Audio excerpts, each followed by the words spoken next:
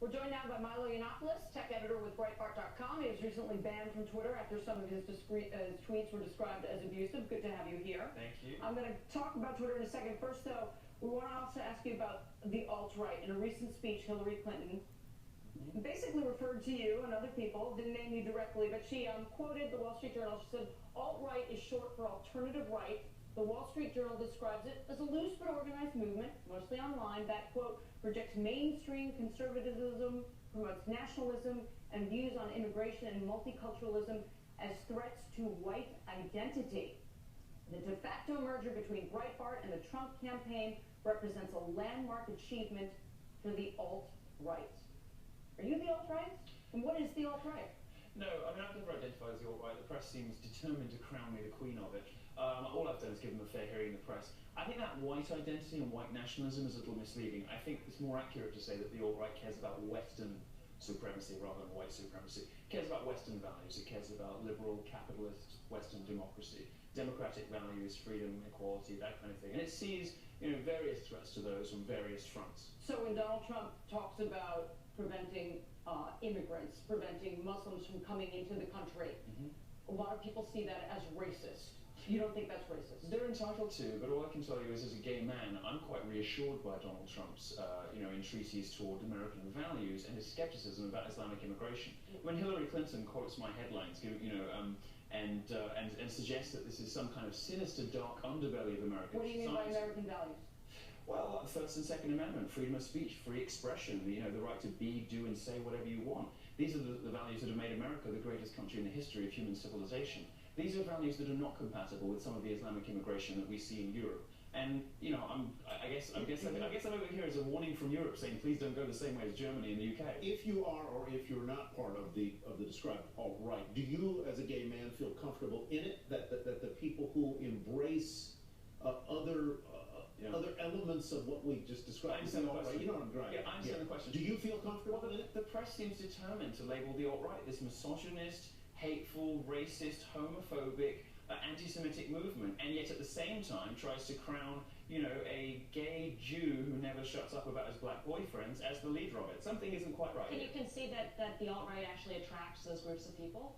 I think there's some overlap on the very, very fringes, and I wrote a very good guide to the alt-right for anyone who's really interested in this. I think it's the only, and I say it's very good, because I think it's the only example in journalism really so far of somebody trying to give an accurate and fair guide to the contours of the movement rather than virtue signaling about saying, oh, racism is bad. Yeah, we know that. I want to know what this movement actually consists of. And so I wrote an establishment conservatives guide to the alt-right. What it is you're getting wrong that the new Republican base, the Trump guys, the alt-right, the Twitter kind of meme and troll brigade, what it is that they're seeking, what they're searching for, what they like, what they don't like. What are they searching for? Well, I think there's a sense, aside from the policy positions, and I do think that Trump is tapping into something with the immigration stuff, with trade, and Ann Coulter, for instance, her analysis is that people like Trump for the policies. Mine's a little different. I think that people are getting a little sick on all sides of the political divide of the nannying safe space culture from the left, of the language policing, saying everything is sexist, everything is racist, everything is homophobic when we know it isn't. And that kind of chilling effect on culture, on freedom of expression, even on journalism, has started to become very obvious. And I don't think voters like it very much. What would America look like with an ascendant alt-right, with a Trump in the White House and a Mr. Bannon as the chief of staff? And it would be so much more fun. Well, it might well be. It might be more spontaneous, let's say. Would it be meaner? It would be fantastic. It might be a little meaner, but we could do with a bit of meanness in American society. This cult of being nice all the time and not saying what we really think, not saying what's actually happening. I mean, the reason that people like me get upset about political correctness is that it kills, is that it results in horrible things happening. There's San Bernardino or Sandy Hook or whatever. People say, oh, well, we knew, but we didn't go there. We didn't say things. We didn't want to seem racist.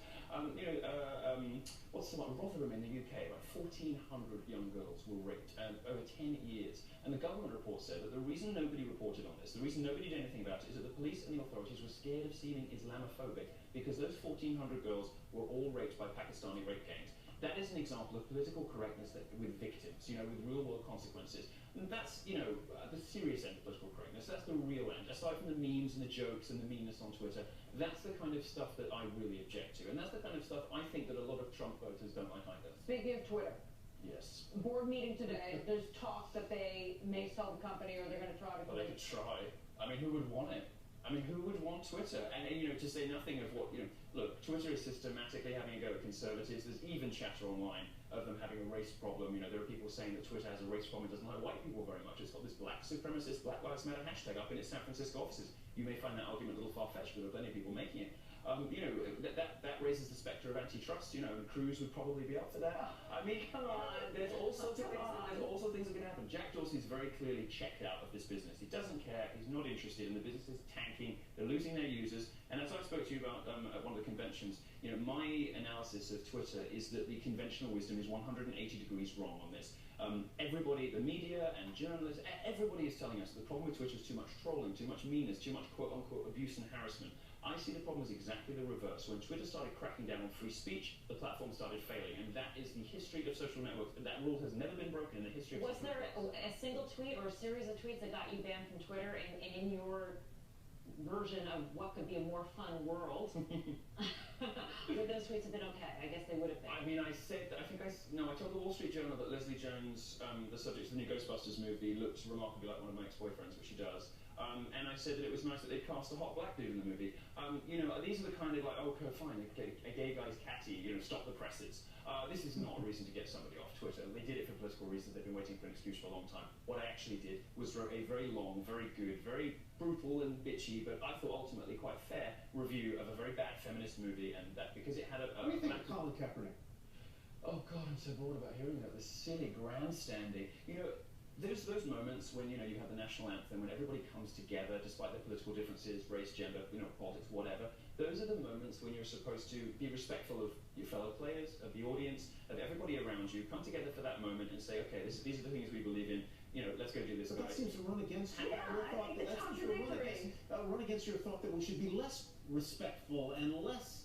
Oh no, I think you should be hugely respectful of free speech and freedom of expression. In a way, you know. No. Look, I don't want to get too uptight about it. Yeah. I don't care about some sportsmen, as I started out to say. I don't care about some sportsmen. You're bored with him. Having a little like tantrum, hissy fit spectacle. Okay. What I would like though is that when our sportsmen, celebrities do things like this, and all eyes are on them afterwards, I would like them to actually say something of substance, like have a real argument, rather than just these lefty talking points. And by the way, the reason sales of his shirt are going up is because people are burning them. But you do support his right to do what he did. Of course, I just think he's an idiot. He's perfectly entitled to do it. Milo, good to have you here in the studio. Thank you Thanks so very much for joining us. Milo Yiannopoulos.